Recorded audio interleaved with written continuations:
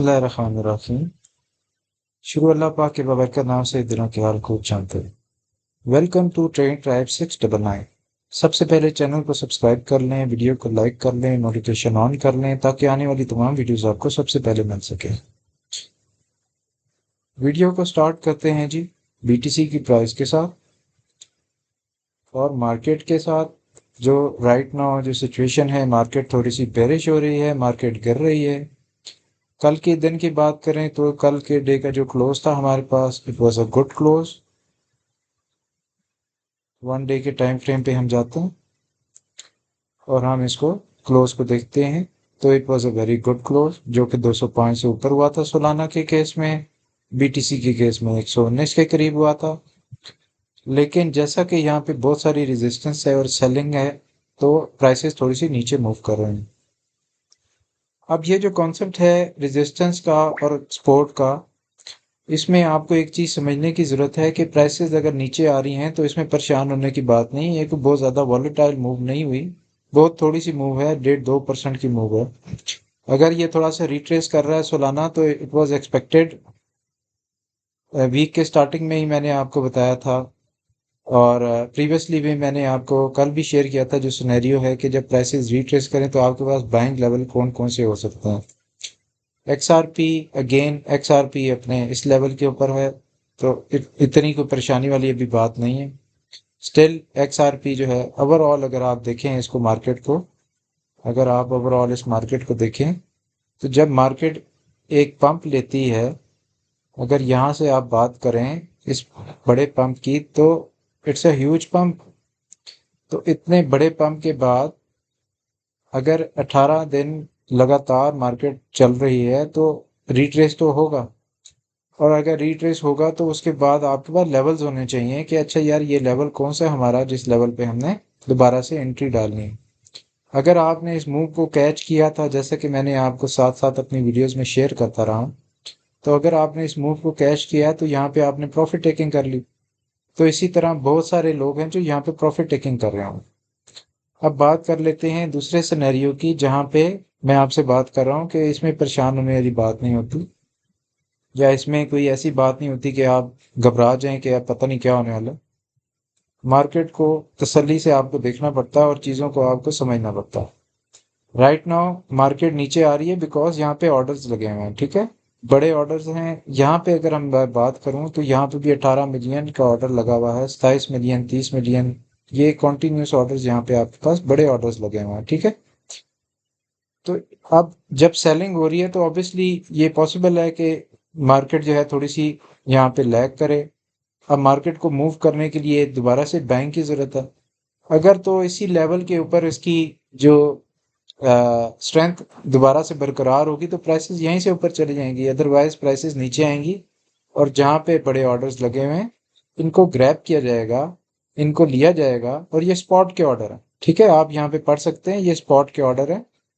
ये BTC spot के order लगा हुआ है 1,16,500 पर, जो कि पिछले 16 घंटे, एक दिन 16 घंटे हो गए हैं इस ऑर्डर को लगे हुए, ठीक है।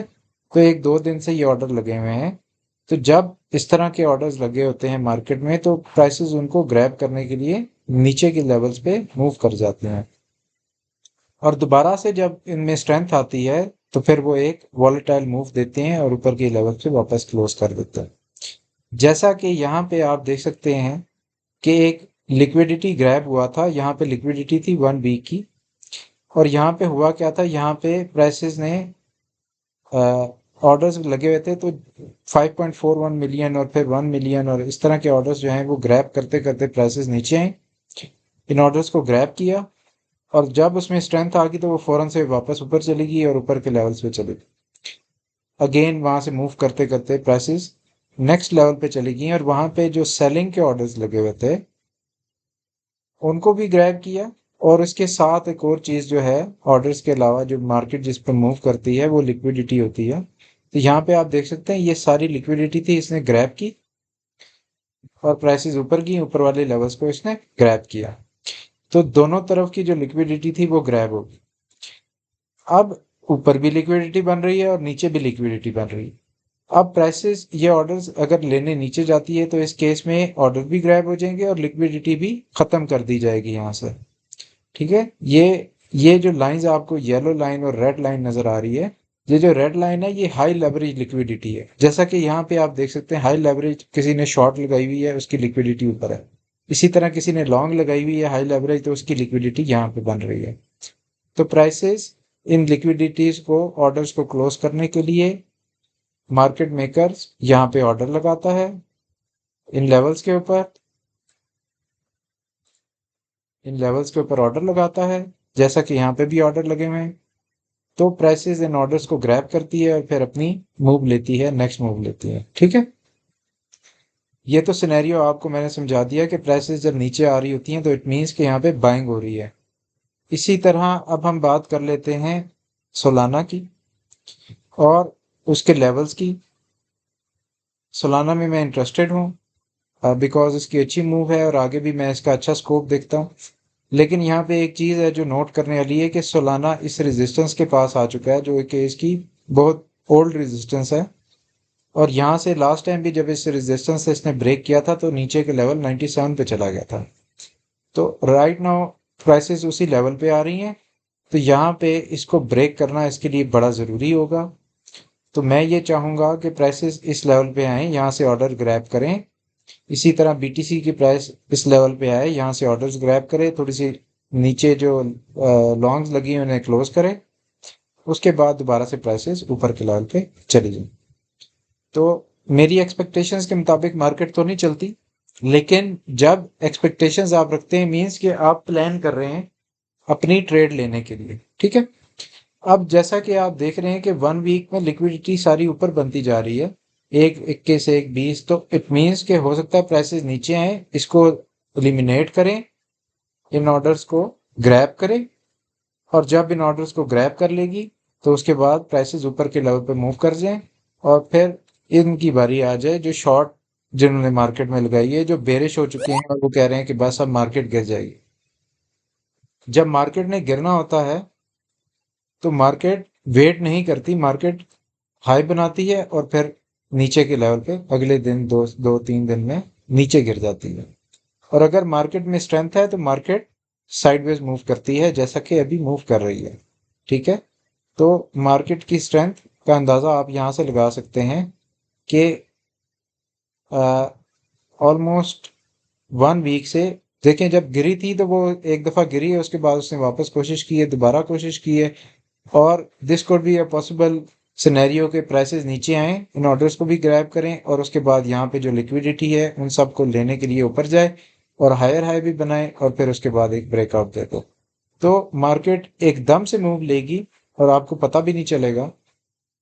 इसलिए आपको ये सिनेरियोस पहले से डिस्कस करने होते हैं अपने आप के साथ, या आप जिसको भी फॉलो कर रहे हैं, जिसको भी देख रहे हैं, अगर वो आपको बता रहा है कि राइट नाउ ये सिचुएशन है, तो आप इस तरह अपने सिनेरियोस को खुद से डिफाइन करते हैं कि प्राइसेस अगर इस लेवल पे आती हैं तो मुझे बाय करना है, अगर इससे नीचे जाती हैं तो मुझे डीसीए करना है, अगर यहाँ पे आती हैं तो फिर तो मुझे लॉन्ग करना है, ताकि मेरे पास एक मूव बन जाए जो यहाँ से यहाँ तक की मूव है। अगर इससे ऊपर चलेगी तो वेल एंड गुड, नहीं चलेगी तो यहाँ पे मेरा TP1 होगा, इससे ऊपर जाएगी TP2 होगा, इससे ऊपर जाएगी तो मैं TP3 लूंगा एट द पॉइंट जहाँ पे मुझे लगेगा कि अब प्राइसेस रिवर्स होने लगे हैं। तो राइट नाउ कोई इतनी बैड सिनेरियो नहीं है, मार्केट गुड है, अच्छी मार्केट है, थोड़ी सी रिट्रेस कर रही है, 7 से 8% की रिट्रेस देखने को मिला है सोलाना में, 8% रिट्रेस देखने को मिला है XRP में, यूनी में भी आपको तकरीबन 6 से 7% का रिट्रेस देखने को मिला है, इस लाइन पे आती है तो आई एम एक्सपेक्टिंग कि यहाँ पे आप एक अच्छी पोजीशन बनती है। सुई की बात करें तो सुई भी अगेन जो है 7 से 8% का रिट्रेस अभी तक ले चुकी है। कार्डानो की बात करें तो कार्डानो क्योंकि एक कम प्राइस वाला एसेट है, यानी कि इतना बड़ा एसेट नहीं है, तो थोड़ा सा इसमें वॉलेटिलिटी ज़्यादा होती है, लेकिन अगर मूव की बात करें तो इसकी मूव भी इसी तरह बड़ी मूव होती है। राइट नाउ कार्डानो अपने बाइंग जोन में आ चुका है, ये इसकी सपोर्ट है यहाँ पे 0.7 से लेके 0.813 तक। अगर मिड की रेंजेस में आता है तो पॉसिबल है कि एक लो बना दे, अगर प्राइसेस मज़ीद गिरती हैं तो यहाँ से आपके पास एक चांस होगा इसको दोबारा से डीसीए करने का। और अगर प्राइसेस मज़ीद नीचे आ जाती हैं तो आप दोबारा डीसीए कर सकते हैं, क्योंकि यहाँ से अगर इधर की बात करें तो 5% की मूव है, और अगर यहाँ से इधर की बात करें तो ये 13% की मूव है। तो मेरा नहीं ख्याल कि एक ही दिन में एकदम से प्राइसेस गिरेंगी, अनटिल अनलेस के बीटीसी ना गिर जाए, अनटिल अनलेस कोई ऐसी सिचुएशन ना हो जाए, तो प्राइसेस यहाँ से थोड़ा बहुत रिट्रेस करेंगी, या तो यहाँ पे थोड़ा सा नीचे लोअर लो बना के दोबारा से ऊपर की तरफ मूव कर जाएंगी, जैसा कि प्रीवियसली होता रहा है। ठीक है, जैसा इस सिनेरियो में आप देखें, प्राइसेस आई, इधर से रिट्रेस किया और फिर ऊपर चली गई। इसी तरह जब अभी प्राइसेस आई हैं तो this could be a scenario कि यहाँ से यूं आए और फिर यूं ऊपर मूव करके। तो दीज आर द सिनेरियोज जो कि हमें देखने हैं। लिंक की बात करते हैं तो लिंक में भी थोड़ा सा रिट्रेस देखने को मिल रहा है, जो कि 8% का रिट्रेस है, अच्छा रिट्रेस आया है इसमें भी। और 16 से लेके 14 तक इसमें एक अच्छी बाइंग अपॉर्चुनिटी है, और it could be possible scenario कि यहीं से प्राइसेस ऊपर के लेवल पे मूव कर जाएं। ठीक है, ये आज के दिन ये चीज़ें क्लियर हो जाएंगी। डेली क्लोज पे भी आपको पता चल जाएगा। कल कल का जैसा डेली क्लोज था, it was a very good close, it was not bad close. और इसमें आपके पास बड़ी एक एक सेकेंड, वन डे पे जाते हैं। अच्छा, वन डे पे जाते हैं और यहाँ पे तो ये एक बुलिश क्लोज है, ऊपर के लेवल पे इसने क्लोज किया है। बीटीसी की बात कर रहे थे हम, बीटीसी को ओपन करते हैं तो बीटीसी का अच्छा क्लोज था, प्रीवियस कैंडल्स को भी उसने कवर अप किया। तो it could be a scenario जहाँ पे प्राइसेस नीचे आए और दोबारा से ऊपर मूव कर जाएं। तो प्राइसेस इसी तरह मूव करती रहती हैं, और इसी मूवमेंट का आपने फ़ायदा उठाना होता है। और इसी मूवमेंट में, साइडवेज मूवमेंट में सबसे ज़्यादा पैसा मार्केट में बनता है जब प्राइसेस साइडवेज होती हैं। वो कैसे बनता है मैं आपको बताता हूँ इस तरह। अब ये एक रेंज है जो वाइट लाइंस मैंने ड्रॉ की हैं, तो ये लोअर रेंज है, ये अपर रेंज है। जब प्राइसेस इधर आती हैं यहाँ से बाय होता है, जिधर आती हैं सेल होता है। तो यहीं पे ये कॉन्टिन्यूसली मूव करती रहती है, और अगर इसको ब्रेक करेगी तो फिर थोड़ी सी नीचे की रेंज बना देगी, और फिर इसमें मूव करती रहेगी प्राइस, इसमें मूव करती रहेगी। तो जो साइडवेज मूवमेंट होती है उसमें इस तरह पैसा बनता है कि आपको जो दो रेंजेस हैं उसके दरमियान, जैसा कि यहाँ पे अभी अब 4 घंटे के टाइम फ्रेम पे देखें, जब इसके करीब प्राइसेस आई तो बैंक शुरू होगी, प्राइसेस ऊपर चली गई। अगर तो इसको क्लोज ऊपर करेगा तो ठीक है, नीचे आएगा तो दोबारा से लोग सेल कर देंगे। या तो जो थोड़े से होल्ड करने वाले लोग हैं, जिनको पता है कि मार्केट थोड़ी सी और मूव कर सकती है, जिनमें पैनिक नहीं होता, तो वो 1-1.5% की मूव जो है वो उठा लेते हैं। ठीक है, जैसा कि यहाँ से अगर हम 1% की मूव की बात करें तो 1% की मूव तकरीबन इसके ऊपर बनती है। तो 4 घंटे की कैंडल में ही आपके पास 1% की मूव आ रही है। तो ऑल इन, मैंने आपको पहले भी कहा था, ऑल इन जाने की ज़रूरत नहीं है। इथीरियम की बात करें तो मैंने इथीरियम के बारे में आपसे कहा था कि दिस इज़ द पॉइंट जहाँ पे इसको वापस आना है, लेकिन इससे ब्रेक ना करे। अगर ब्रेक करता है तो हमारे पास स्ट्रॉन्ग सपोर्ट ये वाले रीजन मौजूद हैं। लेकिन कल एक सिनेरियो मैंने आपको बताया था, मार्केट में बहुत सारी लॉन्ग्स लग चुकी हैं।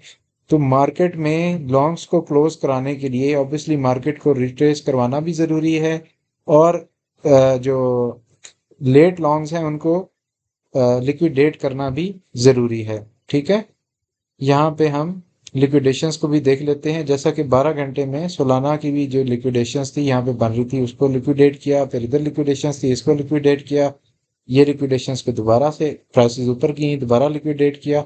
अब राइट नाउ बोथ एंड्स के ऊपर लिक्विडिटी बन रही है। ठीक है, इसी तरह आप बीटीसी को भी देख लें तो बीटीसी भी, इसको हम 12 घंटे पे भी देख सकते हैं। तो आप देख सकते हैं कि बोथ एंड्स के ऊपर लिक्विडिटी बन चुकी है 12 घंटे के टाइम फ्रेम पे। इट मीन्स के प्राइसेस यहाँ पे थोड़ी देर स्टे करेंगे। ठीक है, और अगर 24 घंटे पे देखें तो नीचे बहुत सारी लिक्विडिटी बन चुकी है। इट मीन्स के यहाँ पे लोग इंटरेस्टेड हैं लॉन्ग्स लगाने में। ठीक है, यहाँ पे लोग लॉन्ग्स लगा रहे हैं, और मार्केट को दिखाया जा रहा है, लोगों को दिखाया जा रहा है कि लॉन्ग्स लग रही हैं। तो जब इस तरह का सिनेरियो प्ले होता है तो इसमें एक और चीज़ आपको जो नोटिस करने वाली है और जो अपने दिमाग में रखने वाली बात है वो ये है कि जब बार बार इस तरह की लिक्विडिटी बन रही है, प्राइस नीचे आती है, उसने लिक्विडिटी खत्म की, ऊपर गई तो दोबारा से बनना शुरू की, प्राइसेस वापस नीचे आई। अब इस तरह का सिनेरियो जब बार बार लिक्विडिटी बनती है नीचे, तो इट मीन्स कि मार्केट थोड़ी सी और नीचे जा सकती है। ठीक है, वीक के स्टार्ट में मैंने आपको बताया था कि मार्केट रिट्रेस कर सकती है, और अगर इस लेवल के ऊपर से रिट्रेस करती है, यहाँ से अगर रिट्रेस करती है, तो हमारे पास ये ऑलमोस्ट 7% की मूव है। और वीकली के ऊपर अगर हम बात करें, उस वक्त जब वीकली क्लोज हो रहा था, उस वक्त तकरीबन हमारे पास इस पॉइंट से इस पॉइंट तक आपके पास 5% की मूव थी। ठीक है, तो राइट नाउ वीकली बुरा नहीं है, और सिनेरियो प्ले हो रहे हैं। इन्हीं सिनेरियोज का आपने फ़ायदा उठाना होता है। अगर मार्केट ऊपर के लेवल्स पे जाती है तो आप शॉर्ट करते हैं, नीचे जाती है तो आप लॉन्ग करते हैं, और ट्रेडर भी अभी राइट नाउ वही कुछ कर रहे हैं, और इसी तरह आप मार्केट से फ़ायदा उठाते हैं। लेवरेज आपने अपने हिसाब से रखनी होती है, डिपेंडिंग ऑन द अमाउंट, आपके पास कितनी अमाउंट है और आप कितनी नुकसान और फ़ायदा बर्दाश्त कर सकते हैं। क्योंकि अगर आप बहुत ज़्यादा हाई लेवरेज के साथ प्ले करेंगे तो आपकी लिक्विडिटी बहुत ही करीब होगी, तो ऑब्वियसली आपको मार्केट में एलिमिनेट कर दिया जाएगा, निकाल दिया जाएगा, आपको लिक्विडेट कर दिया जाएगा। सोलाना, अगेन सोलाना अपने इस सपोर्ट के ऊपर आया हुआ है। मैंने जब प्राइसेस इधर थी, मैंने आपको बता रहा था कि थोड़ा सा रिट्रेस करता है, तो ये आपकी सपोर्ट है, और this is a good support, this is a good buying reason. अगर मिड में आती है, मेरी कोशिश होती है हमेशा कि प्राइसेस जब किसी सपोर्ट के मिड में आए तो मैं उसे बाय कर लूं। अगर मज़ीद नीचे जाएंगी, आप दोबारा बाय करेंगे, तो उससे फ़ायदा ये होगा कि प्राइसेस जब विक बनाती हैं ना, जैसा कि इस सिनेरियो में यहाँ पे जब प्राइसेस नीचे आ रही थी, मिड रेंज में आपने ऑर्डर लगा दिया, सपोर्ट की मिड में आपने ऑर्डर लगा दिया, तो प्राइस नीचे आई, और नीचे आई, इधर आई, इसने ऑर्डर ग्रैब किया और ऊपर एक विक बना दी। ये सिनेरियो बार बार प्ले होता है और कॉन्टिन्यूसली प्ले होता है। अब एक और इसमें सिनेरियो यहाँ पे ये है, जैसे मिड पे मैंने बाय किया, प्राइसेस नीचे आई, मैंने दोबारा बाय किया, प्राइस इस सपोर्ट को बरकरार नहीं रख सकी, लेकिन मेरी प्राइस जो है वो नीचे आ गई। अब आपके पास इतने पैसे होने चाहिए कि मजीद प्राइस नीचे आए तो आप दोबारा से बाय कर सकें, और फिर नेक्स्ट सपोर्ट पे जाए तो आप दोबारा से बाय कर सकें। इस केस में आपके पास 1 2 3 4, तो ये 4 पॉइंट्स आपके पास बन गए, मिड रेंजेस आपकी बन गई। अब मिड रेंज में आपके पास जो प्राइस डीसीए होगी, तो आपकी इसके इस लेवल के करीब में आ जाएगी, नीचे आती जाएगी प्राइस। तो एक ये तरीका होता है डीसीए का, और जो रियल तरीका होता है डीसीए का वो ये होता है कि जब आपने बाय कर लिया और प्राइसेस आपकी फेवर में जाना शुरू होगी, तो फिर आप फर्दर बाय करते रहते हैं और अपने जो साइज है उसको बढ़ाते रहते हैं। तो this is the way to trade in the market, crypto market. I hope आपको ये वीडियो पसंद आई होगी, और इसी तरह की इंफॉर्मेशनल वीडियोस के लिए चैनल को सब्सक्राइब करें। और अगर आप इन लेवल्स को इंटरेस्टेडली देख लें और समझ जाएं, और आप इन लेवल्स को बनाना सीख जाएं, तो आप इन्हीं के ऊपर ट्रेड करें without any knowledge of the market. सिर्फ आपको लेवल्स का पता है कि मैंने इस लेवल पे बाय करना है, इस लेवल पे सेल करना है।